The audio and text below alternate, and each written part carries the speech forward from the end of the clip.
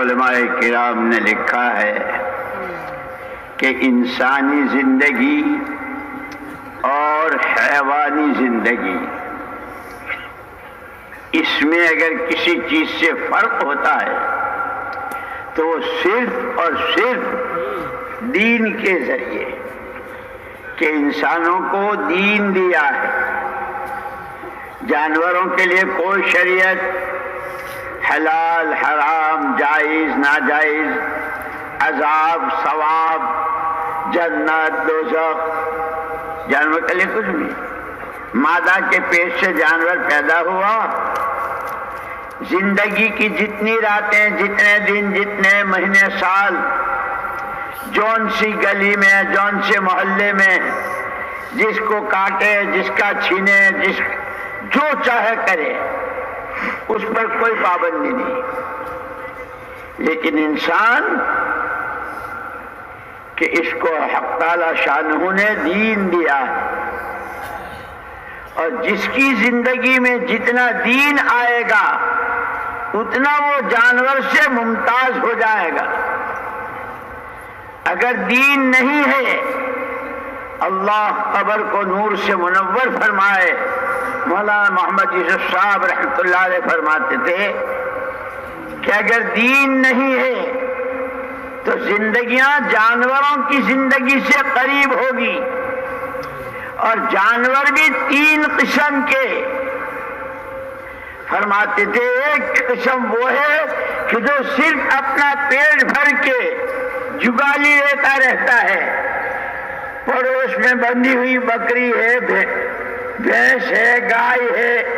کھایا نہیں کھایا، بھوکی ہے، بیمار ہے، اس کو اس سے کوئی پرواہ نہیں، میرا پیٹ بھر گیا۔ کہ دنیا میں وہ انسان جنہیں صرف اپنا پیٹ بھرنے سے مقصود ہے، اسی لیے قربان جائے محمد الرسول اللہ صلی اللہ علیہ وسلم کے ایک دن آپ نے فجر سے لے کے مغرب تک بیان کیا،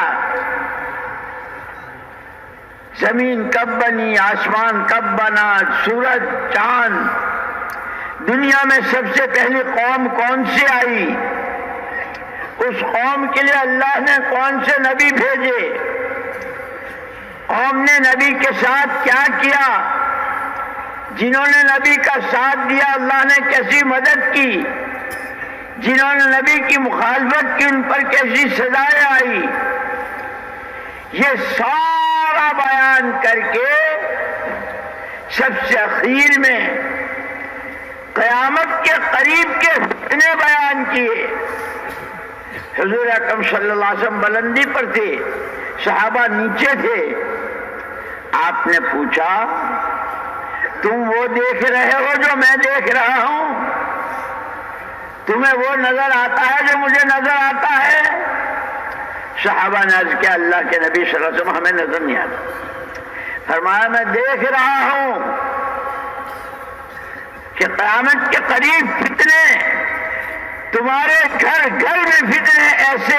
جیسے موسلادھار پانی پڑتا ہو، مالداروں کے الگ، غریبوں کے الگ، جوانوں کے الگ، لڑکیوں کے الگ، بازاروں کے الگ، گھروں محلوں کے الگ، سارے فتنے۔ اسی میں ایک ارشاد آپ نے فرمایا سیاتی علی الناس زمان ہممہم بطونہم وشرفہم دینار و درہم وقبلتہم نساؤہم۔ ایک وقت آئے گا کہ لوگوں کی زندگی کا مقصد ہی پیٹ بن جائے گا، حلال حرام، جائز ناجائز، بھائی بہنوں کا، میراث کا، مدرسے کا، مسجد کا، تبلیغ کا، کسی غریب کا، مسافر کا، جس طرح بھی ملے پیٹ بھرے۔ فرماتے تھے کہ تین قسم کے جانوروں میں پہلی قسم جس کو کسی کے سکھ دکھ سے کوئی واسطہ نہیں، میرا پیٹ بھرے، یہ قسم پورے ایک محلے کے لوگوں کی ہے، تو پورا محلہ پہلی قسم کا جانور ہے انسان کی شکل میں، کپڑے انسانوں جیسے، بولی انسانوں جیسی، نام انسانوں کے رجسٹر میں لکھا جاتا ہے، لیکن یہ بکری، بھینس اور گائے جیسے ہیں۔ پھر فرماتے تھے، اسی لیے مولانا الیاس صاحب اور مولانا یوسف صاحب رحمۃ اللہ علیہ فرماتے تھے کہ خالص آنے جانے کا نام تبلیغ نہیں ہے، ہم نے چلا، ہم نے 4 مہینے، پوری امت کے ہر طبقے کے ہر فرد کی محنت کا رخ صحیح ہو جائے